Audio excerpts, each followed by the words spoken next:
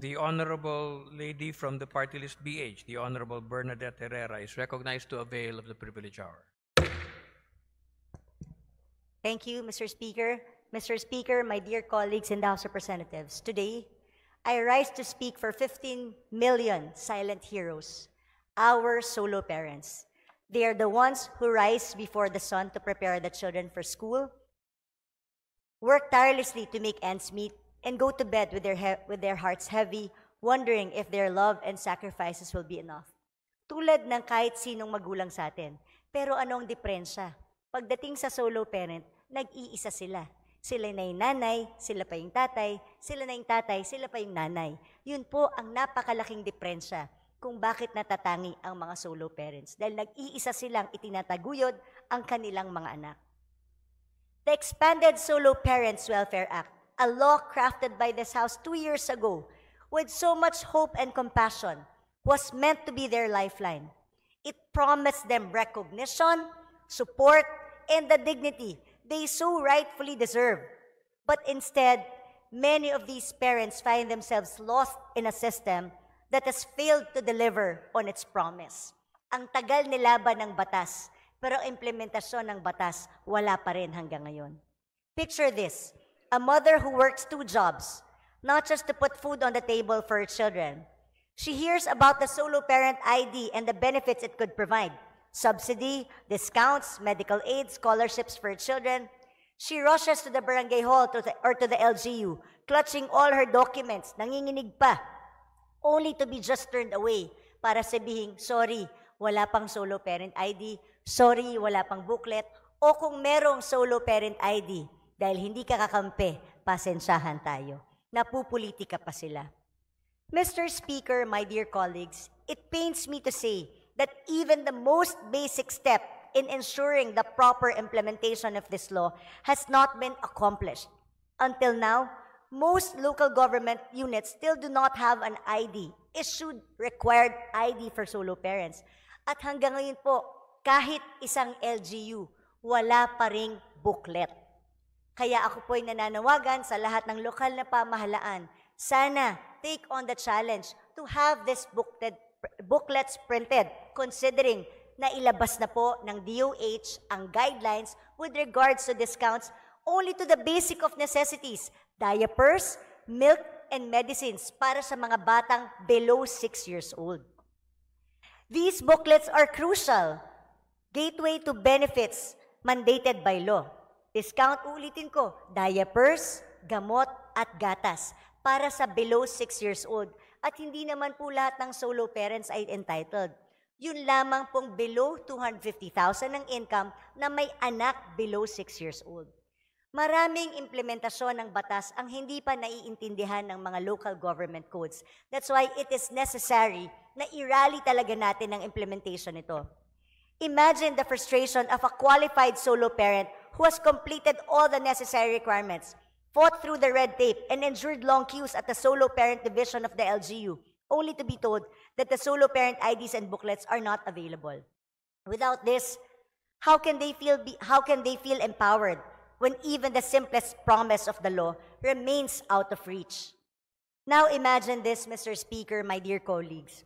An overseas Filipino worker, a mother who spends years working as a domestic helper abroad to send her children to school. She endures homesickness, poor working conditions, and unimaginable sacrifices just to give her children a better future.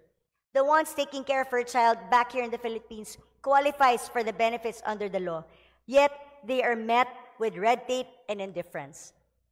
Let us not forget the solo parents employed as job order workers in government who are being denied their right to the 7 days of parental leave mandated under this law. These solo parents wake up every morning to serve the public, whether as street vendors, street sweepers, administrative aides, frontline personnel in government agencies, or health workers in our hospitals. They dedicate themselves to their roles, often earning barely enough to make ends meet. Yet when their child gets sick or needs their care, they are told they are not entitled to leave because they are not regular employees. Isa lang pong halimbawa ito ng probisyon ng batas ng Amended Solo Welfare Act na hindi may implement dahil sa isang circular na in-issue ng civil service na walang employee-employer relationship ang ating mga job order or contract of service. Ngayon, ang isang batas ay hindi may implement dahil sa isang memorandum order. So meron talagang kaguluhan pagdating sa implementasyon nito. At critical na dapat tignan to, bakit tayo nagpapasa ng batas tapos hindi implement ng ating mga ahensya? How did a law meant to uplift lives become a weapon of politics, exclusion, and inequity? Those 15 million solo parents are not asking for handouts. They are not asking for pity. They are simply asking for fairness, na ilaban na nila ang batas. Ipakita naman po natin na ini-implement natin ang mga batas na ating ipinapasa dito sa Kongreso. They are simply asking for fairness, for a chance to provide their children with a brighter future without having to beg for what is already rightfully theirs. I have met many solo parents in my work, as this has been my advocacy and personal crusade ever since. There's the father whose wife passed away, leaving him to raise 3 children alone. He struggles every day, not just with financial burden, but with the emotional toll of trying to be both the mother and the father. There's the mother who fled an abusive marriage, carrying her child in one arm and her courage in the other. And there are countless of OFWs who sacrifice time with their family so they can give their children opportunities they themselves never had. These are stories of resilience, bravery, and love. Yet, Mr. Speaker, what is the response of our system? Inconsistent implementation, indifference, and bias.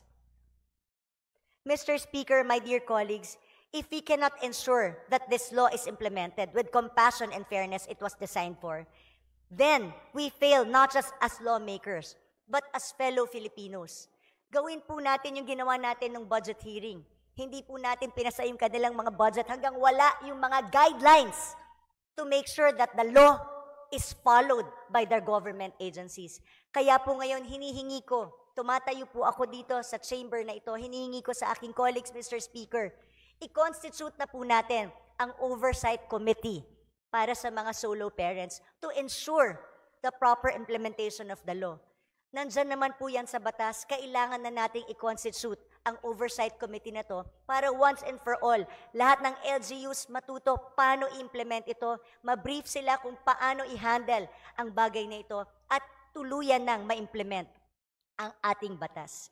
Every delay, every act of discrimination, every missed opportunity to help, these are weights we add to the already heavy burdens of solo parents.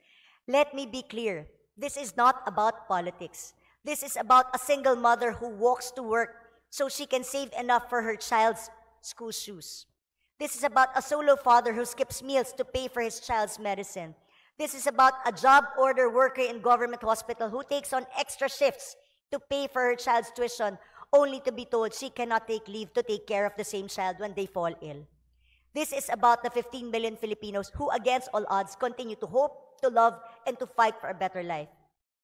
Mr. Speaker, words are only meaningful if they inspire action. It is high time we translate this principle into reality by constituting the Oversight Committee in the House of Representatives to ensure proper and full implementation of this law. Such a committee would ensure that local government units, national government agencies, and stakeholders comply with the provisions of the expanded Solo Parents Welfare Act. This committee would ensure that regardless of our job order workers, our OFWs, and every solo parent, regardless of their status, are given the dignity, support, and opportunities they rightfully deserve under this law. Through this Oversight Committee, the necessary steps may be undertaken to equip our LGU focal persons with the proper training and tools to implement this law with consistency, fairness, and compassion.